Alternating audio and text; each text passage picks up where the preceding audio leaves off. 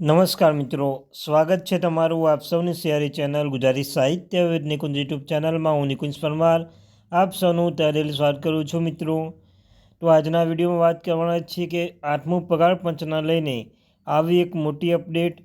પેન્શનરો અને સરકારી કર્મચારીઓ માટે ભારે ઉત્સાહ.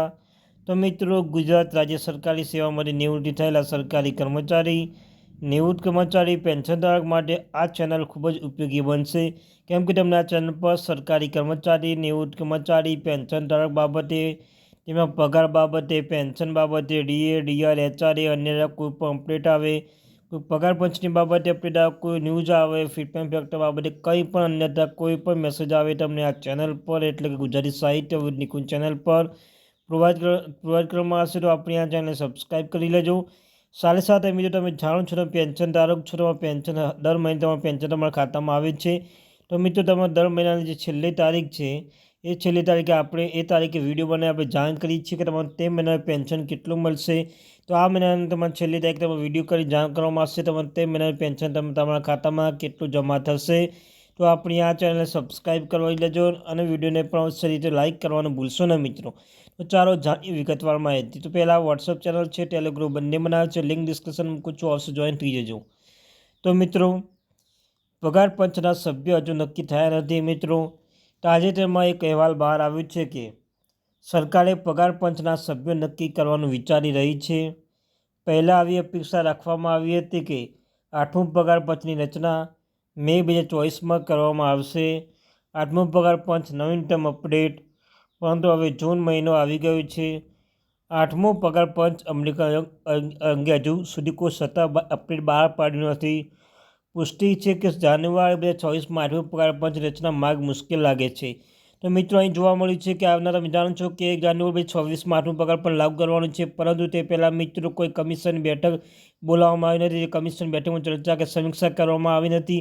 તેના પર સ્પષ્ટ લાગી રહ્યું છે કે આગામી સમય 1 જાન્યુઆરી 2026 તો 8મું પગાર પણ લાગુ થશે નહીં, પરંતુ રાહ જોવી પડશે મિત્રો. ત્યારબાદ 8મું પગાર પંચ ક્યારે લાગુ થશે? તો 8મું પગાર પંચની રચના સરકારી ગતિ ખૂબ જ ધીમી લાગે છે. આનાથી સ્પષ્ટ થાય છે કે જો આ વર્ષ અંત સુધીમાં આ કમિશન રચના થાય છે કે રિપોર્ટ તૈયાર કરવામાં આવશે, તો સરકાર સમીક્ષા રજૂ કરવામાં 8થી 14 મહિના સમય લાગી શકે છે.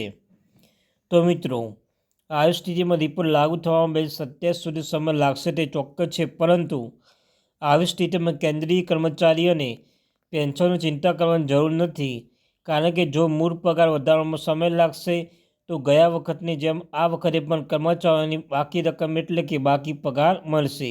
તો મિત્રો, તમારે કેટલો સમય લાગે તેનું ટેન્શન નહીં લેવા, પર તમારે જે પણ જે સમય છે ગયા વખતની જેમ પગાર તમારા ખાતામાં જમા થઈ જશે મિત્રો. માહિતી માટે અમે તમને જણાવી દઈએ કે જ્યારે પણ સરકાર પગાર અથવા ભથ્થામાં સુધારો કરે છે ત્યારે તે તેને પાછલા મહિનાના અનુસાર કરે છે. એટલે કે જાન્યુઆરી 2026થી કર્મચારીઓના પગારમાં મૂળભૂત પગાર વધારોમાં વધારો ન થાય ત્યાં પછી જે તારીખ તેને લાગુ કરીને દરેકને બાકી પગાર આપવાની શક્યતા છે મિત્રો. કર્મચારીનો પગાર આટલો વધશે. જ્યારે પણ નવું પગાર પંચ લાગુ કરવામાં આવે છે ત્યારે ફિટમેન્ટ ફેક્ટર અપડેટ કરવામાં આવે છે. ન્યાય આધારે કર્મચારીઓના મૂળ પગાર વધે છે. 7મું પગાર પંચમાં ફિટમેન્ટ ફેક્ટર 2.57 રાખવામાં આવ્યા હતા, જેના કારણે કર્મચારીના મૂળ પગારમાં 7,000 રૂપિયાથી વધીને 18,000 રૂપિયા પ્રતિ માસ થયો છે. હવે એવી અપેક્ષા છે કે 8મું પગાર પંચ ફિટમેન્ટ ફેક્ટર 2.5થી 2.80ની વચ્ચે રાખી શકાય છે. જો ફિટમેન્ટ ફેક્ટર 2.7ની આસપાસ રહે છે તો કર્મચારીનો લઘુત્તમ મૂળ પગાર દર મહિને 40,000થી 45,000 રૂપિયાની આસપાસ હોઈ શકે છે.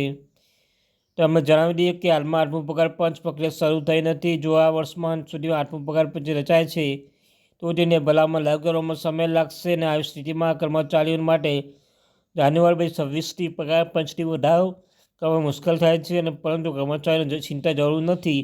જો પગાર વધારો વિલંબ થાય તો બાકીનો પગાર પણ તમારા ખાતામાં જમા થશે મિત્રો.